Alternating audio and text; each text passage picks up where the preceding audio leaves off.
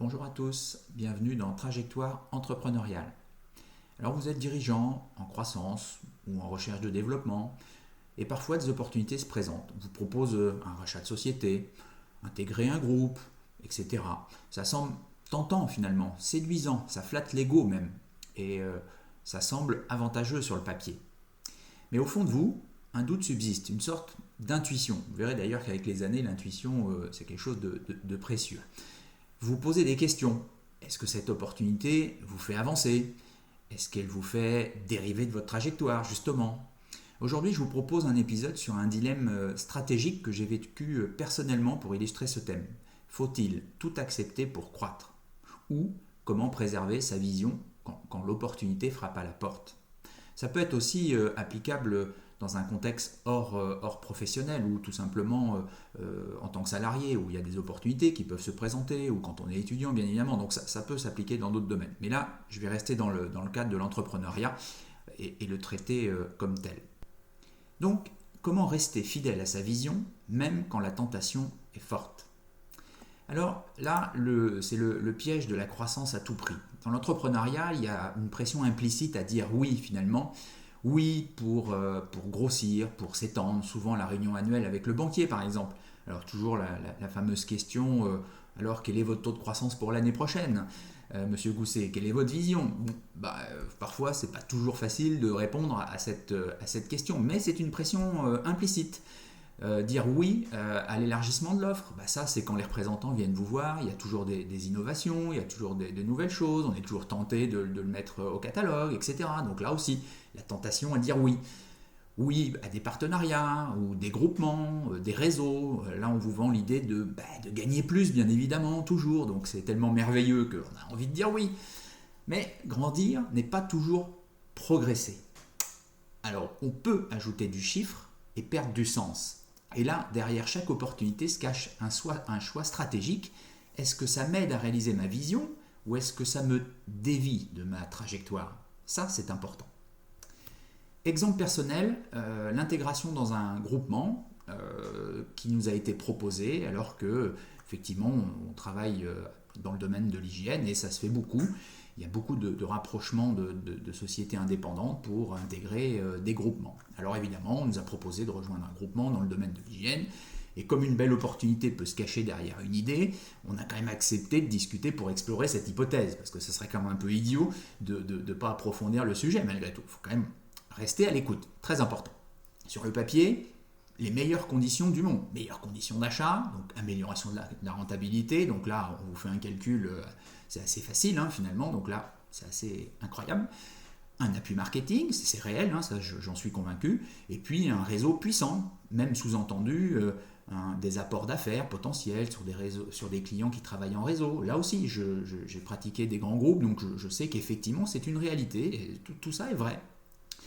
Tout ça, ça se défend vraiment parfaitement. Ça paraît tellement alléchant. Alors pourquoi dire oui? Ou pourquoi dire non? À quel prix finalement tout ça? C'est-à-dire qu'au-delà de tous ces avantages, le réflexe, c'est à quoi nous devions renoncer. Et c'est là où ça devient important de se poser la question et de réfléchir 2 minutes. À court terme et aussi à long terme. Ce groupement avait ses codes, il avait ses marques, qu'il imposait, pas forcément à 100%, puisque il avait rencontré cette objection vis-à-vis d'autres indépendants, donc évidemment, c'était pas du 100%, mais à un certain niveau, un certain pourcentage assez élevé. Il avait ses gammes de produits aussi. Nous avions 2 dilemmes finalement face à nous. Le premier, c'est que dans nos valeurs, nous proposons à nos clients une stabilité absolue de nos gammes de produits. Car derrière ça, pour nous, c'est des habitudes clients qui changeraient, des process, peut-être une satisfaction différente liée à l'usage des produits. Et puis finalement, tout ça impulsé par notre propre volonté, et en aucune manière à la demande du client, sur une insatisfaction, sur quelque chose une objection réelle, sérieuse, qui devrait nous remettre en question. Ça déjà, c'était un peu limite pour nous. Puis, il y a aussi quelque chose qui est incohérent avec notre approche RSE. Notre responsabilité sociétale d'entreprise. C'est-à-dire que ça reviendrait à remettre en question une relation avec un fournisseur actuel, et puis du jour au lendemain, on change. on change, oui, mais finalement il n'a rien fait de mal, potentiellement, voire même l'interlocuteur avec qui on travaille, avec qui on s'entend super bien, lui aussi il a une famille, ça le fait vivre, il compte sur notre recette pour vivre, pas que bien sûr, mais si on fait un raisonnement plus générique, là aussi ça clochait dans notre perception. Là, c'était déjà assez problématique pour nous en termes d'accord avec nous-mêmes.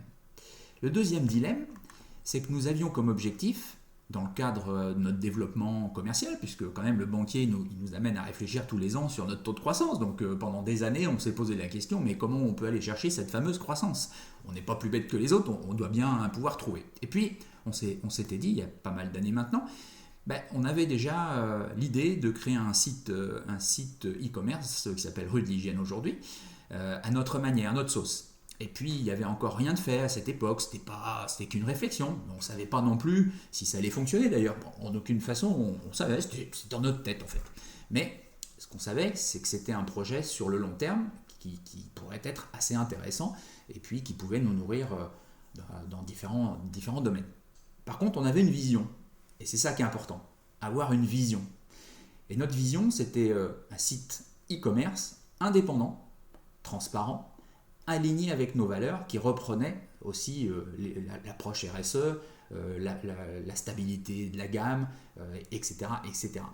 Et donc, accepter d'intégrer le groupement, c'était revoir notre communication potentiellement, c'était déléguer certaines décisions stratégiques aussi, des référencements de nouvelles gammes, des suppressions d'autres, et là on perdait la main, et donc on perdait cette stabilité. Même si, bien sûr, on nous rassure là-dessus, on était partie prenante sur la décision, oui, ça c'est évident, mais malgré tout, on perdait une part de liberté finalement, donc le contrôle de notre trajectoire.